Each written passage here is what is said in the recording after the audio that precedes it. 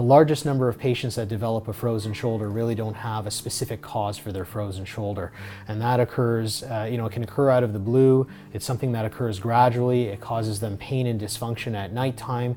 They often aren't able to, do their jobs or do any activities of daily living.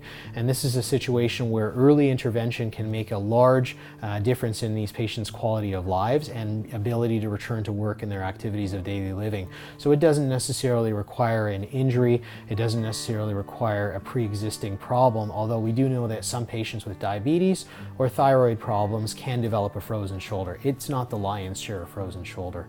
For the other side of the coin, rotator cuff problems, we definitely know that some patients can have wear and tear problems over time, and some patients frankly have an injury. They fall off a scaffold, they fall off a ladder, they slip down the stairs, and then they have either a problem right there and then, or they exacerbate a problem or make worse a problem that they've had before. And that seems to be about 80% of the patients that we see and can adequately treat through this system. 80%, and so those ones would not be ones that were necessarily candidates for surgery that could have been treated with other modalities, is that right? The vast majority of those patients can be treated with other modalities, including physiotherapy, anti-inflammatory medications, appropriate advice on what their condition is, and occasionally a cortisone injection.